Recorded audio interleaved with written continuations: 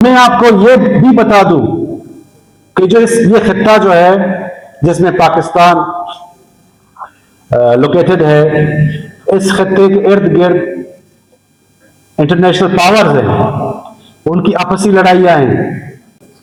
और पाकिस्तान की जो स्ट्रेटेजिक इंपॉर्टेंस है सीपेक की वजह से, गवादर पोर्ट की वजह से या इस खत्ते की वजह से, उसमें हमारे दुश्मन ममालिक खासकर इंडिया, अफगानिस्तान, उनके अपनी अज़ाइम हैं। और इस तरह करके उन्होंने कई ऐसे मासूम लोगों को अपने नागे में फंसाया है। ये जो एक खेल खेला जा रहा है, इसका कोई एंड नहीं है। आज मुझे इंतहाई खुशी हो रही है। मुझसे जब राशिद साहब ने बात की, मुझे फोन किया कि कुछ बच्चे आपसे तौबत में मिलना चाहते हैं, तो मैंने कहा कि मैं बच्चों को क्यों तकलीफ दूं, मैं खुद आके उनकी खिदमत में हाजिर हो जाता हूं।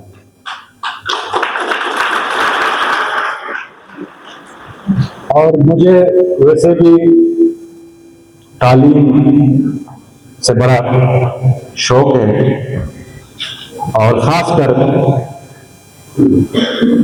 इस इंस्टीट्यूशन का मैं बहुत ही करीब हूं और it is almost close to my heart, क्योंकि इसका पायनियर मैं खुद हूं। इसको मैंने 2010 में एस्टेब्लिश किया था और आज अल्हम्दुलिल्लाह जब मैं डिग्री कॉलेज ओशाब के बारे में सुनता हूं तो यकीन जाने मुझे एक अंदर से खुशी महसूस होती है कि एक ऐसा काम जो हमेशा एक इंसान को और खासकर एक नुमाइंदे को खुशी दे सकती है कि आज उस इंस्टीट्यूशन से हजारों बच्चे जो हैं फायदा उठा रहे हैं और उन्होंने उठाया है। बड़े बड़े मेडिकल कॉलेजेस में गए हैं और इंजीनियरिंग कॉलेजेस में गए हैं और मेरी दुआ है कि यहाँ का हर बच्चा और बच्ची वो कामयाबी हासिल करे और जो मकाम और जो मंजिल उसने अपने जहन में तय किया हुआ है, अल्लाह ताला उसको जो है मुराद करे और उसमें जो है कामयाबी उसको मिले। लेकिन हमारी मंजिल अभी बहुत दूर है। हमारी मंजिल का इख्तिताम यहां पर नहीं होता। आपको जिस तरह पता है, और मैं भी कमांडर साहब से बात कर रहा था कि शहीद जाकिर डिग्री कॉलेज होशाब ये बलूचिस्तान का वाहिद कॉलेज है जो को एजुकेशन है। और मैं कभी कभार अपने कुलीग से, अपने काबीना के मेंबरान से, असेंबली मेंबरान से कहता हूं कि इस तरह के कॉलेज हमें बनाने चाहिए। हम वो दिन गए कि जहां पे हम जो है लोगों को अलग अलग उनके लिए जो है इंस्टीट्यूशन बनाए, बल्कि हम उनके लिए जो है ऐसा अदारा बना दें ताकि वो वहीं से इकट्ठे पढ़ के आगे निकल सकें। और ओशाब डिग्री कॉलेज पायनियर है उस चीज का। तो जिस तरह मैंने अर्ज किया कि आपकी मंजिल बहुत दूर है, आपने मेहनत करनी है और यही वक्त है आपका। हम सब जो यहाँ पे स्टेज पे बैठे हैं इस वक्त से गुजरे हैं और यही वो टाइम है जो डिफाइन करता है कि आप जिंदगी में क्या बनना चाहते हैं। इस वक्त शायद कुछ को जो है प्रॉपर काउंसलिंग ना हो, कुछ की जो है माली हालात इस तरह के ना हो, लेकिन नामुमकिन कुछ भी नहीं है। अभी आप मेहनत करेंगे, आप जो है जो अब पढ़ाई को अपना नस्ल ऐन बनाएंगे, और मैं आपको यकीन दिलाता हूं कि मंजिल दूर नहीं है। कल का पाकिस्तान आप होंगे, कल का बलूचिस्तान आप होंगे। आप ही लोग होंगे जो मुस्तकबिल में इस कौम के मेमार होंगे। आपने ही डॉक्टर बनना है, आपने ही इंजीनियर बनना है, आपने ही पॉलिटिशियन बनना है, आपने ही फौजी बनना है, आपने ही जो है यहाँ का मुस्तकबिल बनना है। तो उसके लिए आपने सबसे पहले अपने आप से कुछ कमिटमेंट करनी होगी। अपना टाइम आपने सिर्फ और सिर्फ पढ़ाई पे लगाना है। और मैं आपसे सियासी बातें तो नहीं करना चाहूंगा, लेकिन डेफिनेटली सियासतदान मजबूर होता है, कहीं भी उसको कुछ ऑडियंस मिल जाए तो कहीं ना कहीं उसका स्लिप ऑफ टंग हो जाता है। अभी ऐसे हालात बन गए हैं कि मुख्तलिफ तरीकों से, मुख्तलिफ हवालों से खासकर यूथ को जो है मुतनफिर करने की कोशिश की जा रही है, और खासकर सोशल मीडिया के जरिए, खासकर जो है प्रोपेगेंडा के जरिए। लेकिन आपने अपने जहन को बनाना होगा, अगर खुदा न खास्ता इस टाइम पर, इस एज में आप डाइवर्ट हो गए, आप अपनी जो असल आपका जो मकसद है उससे आप हट गए, यकीन जानिए फिर दोबारा रास्ते पे आना बड़ा मुश्किल होता है। वो खुशकिस्मत ही होगा कि दोबारा रास्ते पे आए। मैं आपको वसूख से कहता हूं, आप हमारे बच्चे हैं, बच्चियां हैं, हमारा मुस्तकबिल है। मुझे आप शायद आपके वोटर लिस्ट में नहीं होंगे, लेकिन आपके वालिदैन ने मुझे कई मरतबा वोट दिया है, मेरे खानदान को वोट दिया है। यकीन जानिए मैं आपका खैर ख्वाह हूं। अभी आप तय कर लें कि आपने सिर्फ और सिर्फ तालीम को ही अपना नस्बुल ऐन बनाना है, किसी प्रोपेगेंडा में नहीं आना है, किसी की सुनहरी बातों में नहीं आना है। अभी जो इर्द गिर्द में देखते होंगे, ये जो हालात खराब हो गए हैं, खराब किए जा रहे हैं, क्या इसका एंड आएगा? आप माशाल्लाह पढ़े लिखे हैं, पढ़ते होंगे, किताब भी पढ़ते होंगे, तारीख का मुतालिया करते होंगे, इर्द गिर्द को पढ़ते होंगे। अब पढ़ें, देखें, लिखें।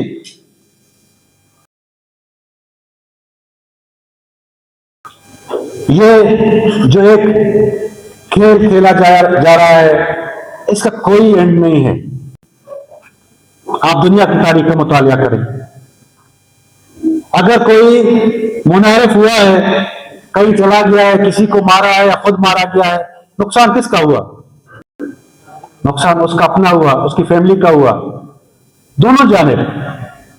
हम एक ही, अगर कहीं कोई बच्चा किसी की जो है शरपसंदाना सोच को अडॉप्ट कर लेता है, तो क्या रिजल्ट निकला उसका?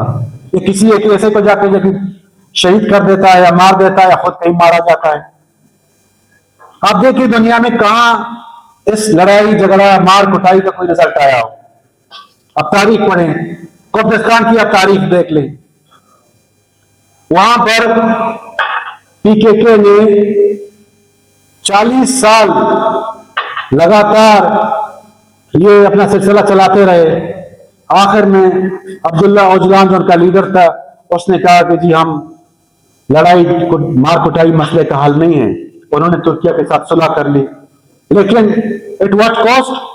50,000 लोगों की कुर्बानी देकर 50,000 लोग मरे, 50,000 खानदान तबाह हुए।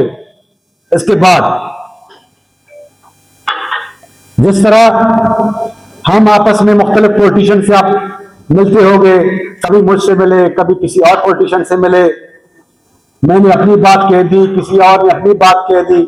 इसी तरह जो दुनिया की कमेटी है, जो दुनिया के ममालिक है, उनमें भी पॉलिटिक्स होती है।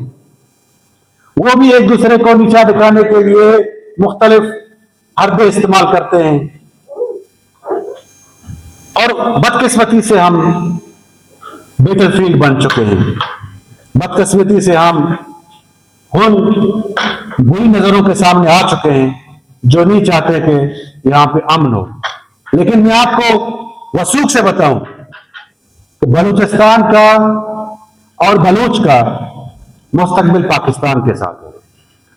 ये आप अभी एक्सेप्ट करें या 10 साल बाद एक्सेप्ट करें या 20 साल बाद एक्सेप्ट करें, एक्सेप्ट करने में जितनी देर करोगे नुकसान उतना ही ज्यादा होगा। और मैं आपको ये भी बता दूं कि जो ये खित्ता जो है जिसमें पाकिस्तान लोकेटेड है, इस खित्ते के इर्द गिर्द इंटरनेशनल पावर्स हैं, उनकी आपसी लड़ाइयां हैं। और पाकिस्तान की जो स्ट्रेटेजिक इंपॉर्टेंस है सीपेक की वजह से, गवादर पोर्ट की वजह से, या इस खत्ते की वजह से, उसमें हमारे दुश्मन ममालिक खासकर इंडिया, अफगानिस्तान, उनके अपनी अज़ाइम हैं। अब वो दिन गए कि एक एटॉमिक पावर पे जो है कोई मुल्क बराह रास्त आकर हमला कर दे, बराह रास्त आकर उस पर जो है चढ़ाई कर दे। उसको पता है कि आगे से जो है फिर वही जवाब मिल रहा है, और 10 मई को वही जवाब उनको मिला। तो फिर वो क्या करते हैं, कुछ लोगों को जो है अपने साथ मिला लेते हैं, सोशल मीडिया कैंपेन चला लेते हैं, कुछ इस तरह की जो लोगों की साइकी पढ़ के इस तरह की तस्वीरें बनाते हैं कि जहां पे वो दिखाते हैं कि देखिए इतना बड़ा जुल्म हो रहा है। आप भी सोशल मीडिया देखते होंगे, मैं भी देखता हूं, कुछ अजीब अजीब तस्वीरें बना के देते हैं ताकि जो यंग जनरेशन है, यंग ब्रेन है, जिनको डिफ्रेंशिएट करना ना आता हो, वो उनके नरगे में आ जाए। वो बड़े होशियार लोग हैं और इस तरह करके उन्होंने कई ऐसे मासूम लोगों को अपने नरगे में फंसाया है। और नतीजा क्या हुआ है? तबाही, उनकी तबाही या सामने वाले की तबाही। और इसका भी रिजल्ट यही आएगा। आज मैं 300-400 बच्चों के सामने खड़ा हूं, इतने मुअज़्ज़िज़ीन बैठे हुए, मेरी बात आप लिख लें, अपने डायरियों में लिख लें कि यह मामला जितना आगे बढ़ेगा नुकसान ही नुकसान होगा, और आखिर में जो पीकेके का हाल हुआ है इनका हाल भी वही होगा। लेकिन उस वक्त तक बहुत से लोग हम में नहीं होंगे, बहुत सी कीमती जानें नहीं होंगी।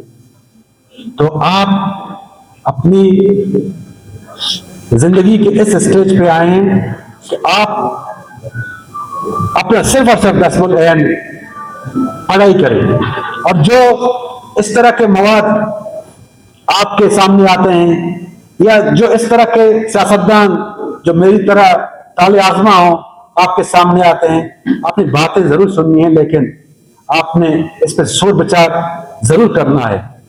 आपने जरूर उसको सेकेंड थॉट देना है। अगर आप सेकेंड थॉट नहीं देंगे कि इस बंदे ने जहूर बुलेरी जो हमारा नुमाइंदा है वो हमारे सामने आया, उसने ये बातें की, क्या इसने सच बोला? आप जाएं, कुछ किताबें पढ़ लें, कुछ रिसर्च कर लें, फिर आप एक नतीजे पे पहुंचेंगे। अगर आपने खुदा न खास्ता किसी सोशल मीडिया के मवाद देखकर अपना ज़हन बना लिया, फिर उसके नतीजे में जो है डेफिनेटली वो आपके लिए भी अच्छा नहीं होगा और माशरे के लिए भी अच्छा नहीं होगा। तो मैं एक तो आपकी इंतजामिया का शुक्रगुजार हूं, दूसरा मैं आप लोगों से माफी चाहता हूं कि कमांडर साहब ने एक जरगा का बंदोबस्त किया हुआ था, वहां पे आपके वालिदैन बैठे हुए थे, उन्होंने थोड़ा ज्यादा टाइम लिया, तो उस वजह से शायद आप अगर गुस्से में हैं तो गुस्सा अपने वालिदैन पे निकालें, हम पे ना निकालें। थैंक यू वेरी मच, शुक्रिया।